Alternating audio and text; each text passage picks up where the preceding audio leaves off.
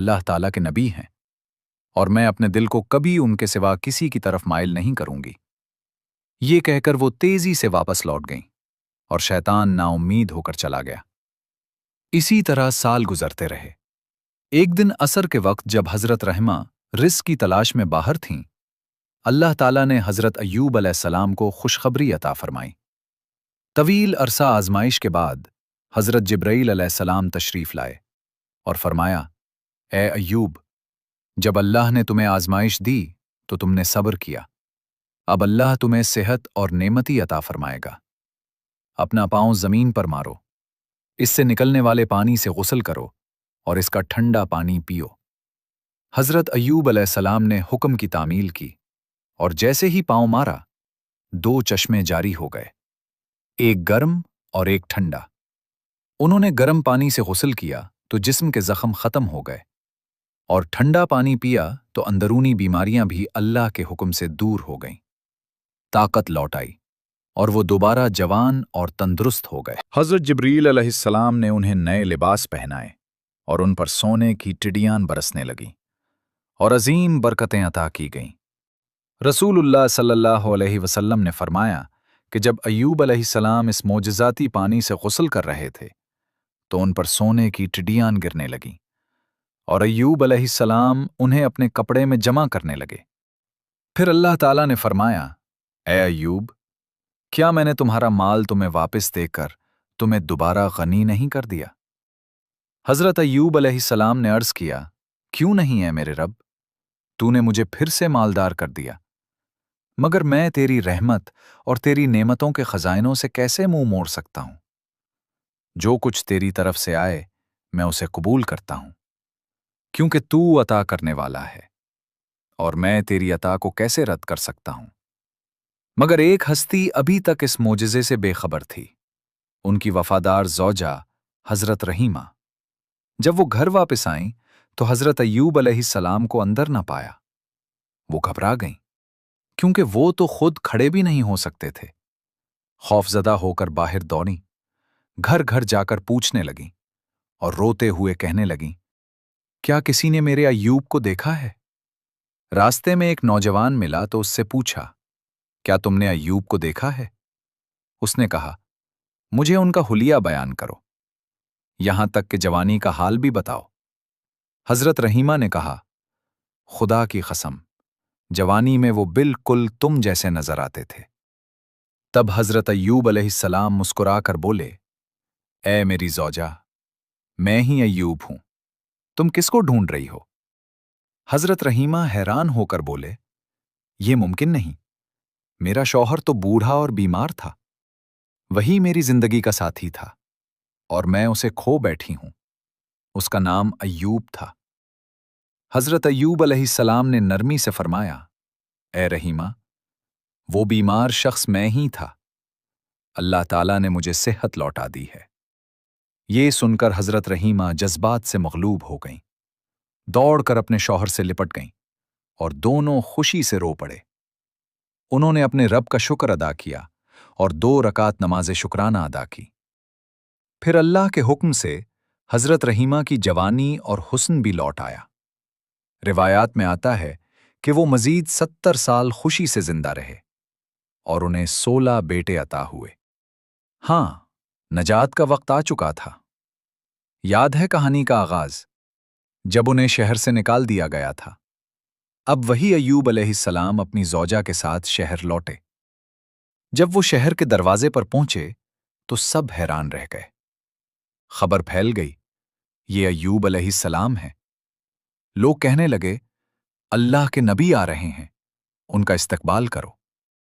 حضرت ایوب علیہ السلام اپنے پرانے گھر میں داخل ہوئے اور جو مال چھن گیا تھا سب واپس مل گیا۔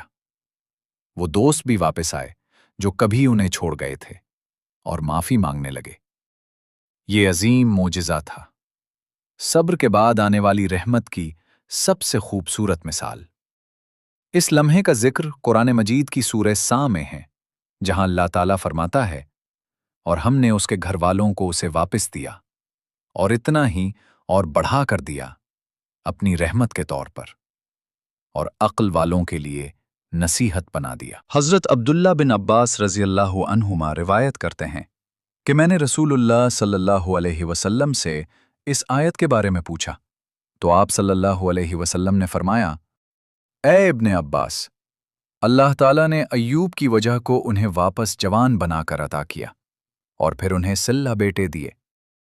اس کے بعد اللہ نے ایک فرشتہ بھیجا جس نے سلام پہنچایا اور کہا، تمہارا رب حکم دیتا ہے کہ اپنے کھلیان کی طرف جاؤ۔ جب حضرت ایوب علیہ السلام وہاں پہنچے تو ایک سرخ بادل آیا اور اس سے سونے کی ٹڈیاں برسنے لگیں۔ وہ اپنا کپڑا پھیلا کر انہیں جمع کرنے لگے اور اپنے رب کی حمد کرتے رہے۔ بیماری جا چکی تھی اور وہ مکمل صحت میں تھے، مگر ایک رات تہجد کے وقت انہیں روتے دیکھا گیا۔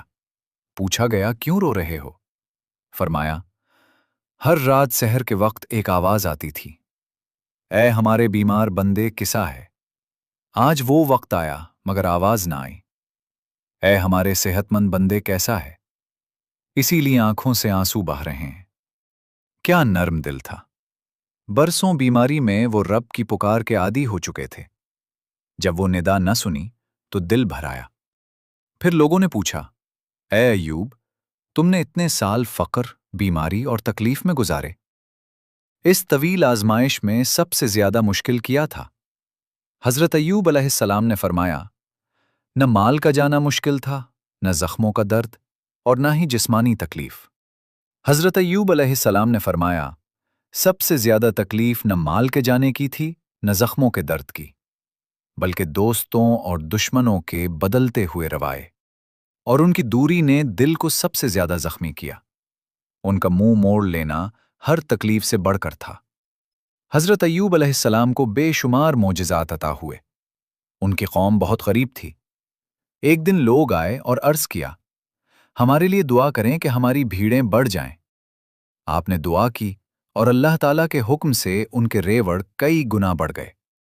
جیسے دوسرے انبیاء علیہ السلام نے اپنی قوم کو اللہ کی طرف بلایا، ویسے ہی حضرت ایوب علیہ السلام بھی توحید کی دعوت دیتے رہے۔ ایک سردار نے کہا، اگر تم اپنا گھر بغیر ستون کے کھڑا کر دو تو میں ایمان لے آؤں گا۔ حضرت ایوب علیہ السلام نے دعا کی تو ستون گر گئے، مگر گھر بغیر سہارے کے کھڑا رہا۔ کچھ دیر تک وہ معلق رہا، مگر وہ شخص پھر بھی ایمان نہ لایا، کیونکہ اس کا مقصد ہدایت نہیں بلکہ چیلنج کرنا تھا۔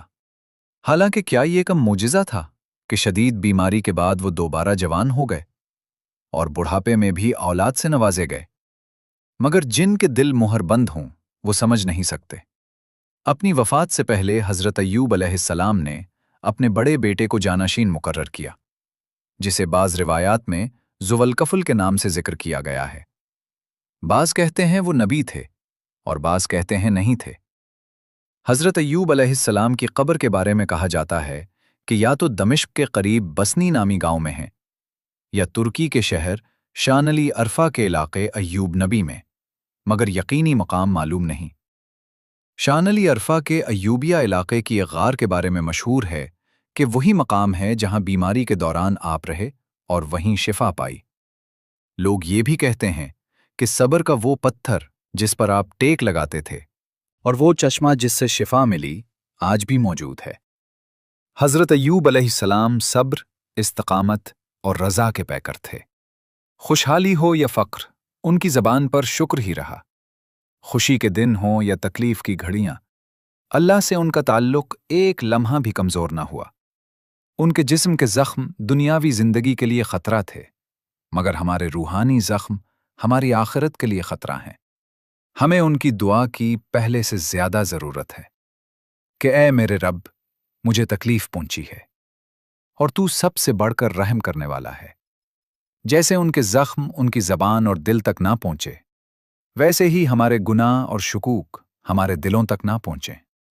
اس لیے جب بھی گناہ یاد آئیں یا وسوسے آئیں تو یہی دعا کریں اور اللہ کی پناہ مانگیں۔ اللہ ہمیں معاف فرمائے اور حضرت ایوب علیہ السلام سے راضی ہو۔ اے میرے بھائیوں اور بہنوں، یہی اس عظیم نبی کی زندگی کا سبق ہے۔ ذرا سوچیں، ہماری آزمائشیں ان کے مقابلے میں کیا ہیں؟ ہم سمجھتے ہیں ساری تکلیفیں ہم پر ہی ہیں، مگر حقیقت میں ہر انسان کسی نہ کسی امتحان میں ہے۔